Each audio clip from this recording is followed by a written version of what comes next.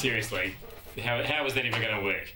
Well, hello there and welcome to another episode of glennzb TV, the show that puts glennzb into your TV. This morning we start with an inter-office email. Hang on, hold them there, guys.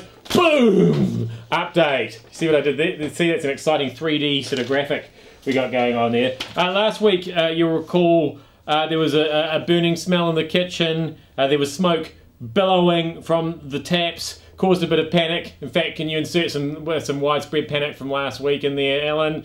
There's a burning smell, smoke has billowed from the taps, and until I get hold of a plumber and possibly an electrician, it's probably safer to use the kitchen at the back. It's probably safer to use the kitchen at the back. So you see what I mean? There was a lot of panic going on. And we were told that until we get hold of a plumber and possibly an electrician, probably safer to use the kitchen at the back. And then we got an email saying it's safe to use the main kitchen now. Well, the update is, there's still no hot water in the kitchen. Admittedly, there's not so much billowing smoke, but that's a hygiene issue. And when I was at school, and if there was something wrong with the water at school, they would send everybody home. Because I think they just assumed that there'd be toilets backing up, there'd be amoebic dysentery everywhere, and you know, it was like third world health crisis right there. So I'm just waiting any moment for like an announcement to come over the PA. Sorry, everybody's going to have to go home early. We've called your parents; they're coming to pick you up because there's no hot water in the kitchen. I'm pretty sure that's how that works. And it's been days. Yep, live sign's gone home. All right, we got some presidential pants for you, and by pants I mean undies, because there's quite a to-do in the presidential campaign out of the US over a whole Mitt Romneys Mormonness and Ann Romney, his wife's Mormonness, because apparently, and we've only just discovering this now, when you're a Mormon, if you prove that you're a good enough Mormon, you get presented with some temple undergarments.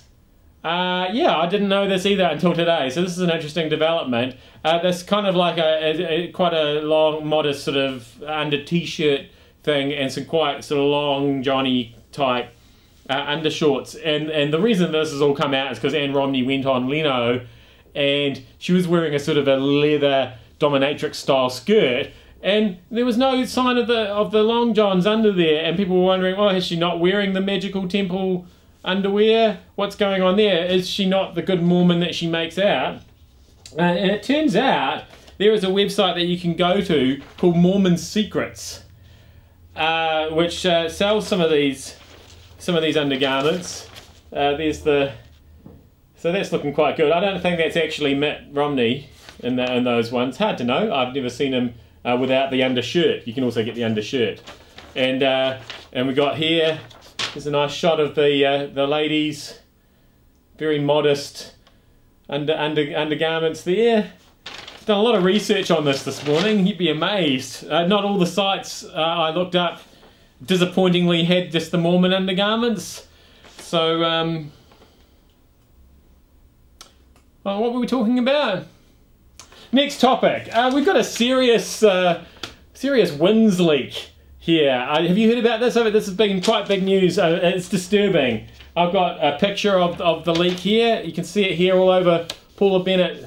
Her hair there. There's some kind of dye job's gone terribly wrong. It's leaked everywhere and turned her hair a crazy colour, and obviously made it almost impossible to do properly as well.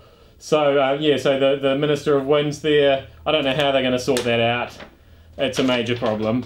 And on hair-related issues, we've got the real story behind the Crow marriage breakup there. You know, he's broken up with Danielle Spencer. They were married in 2003. And I think what happened here, they're saying that it's because he's working too much, making too many movies and not spending enough time at home with the kids. But I think the real story is that while he was off making movies, Danny thought it would be fun to have a look through the wedding album, and she realised that when she married him, he had a ponytail. You can, and she thought, this is ridiculous, what have I been doing? This guy has got no idea. Any guy who wears his hair in a ponytail, you know, unless you're in Lord of the Rings and you're fighting off orcs. There's no excuse for that kind of stuff. And he was not in Lord of the Rings, by the way. He's been in a lot of movies, but not that one.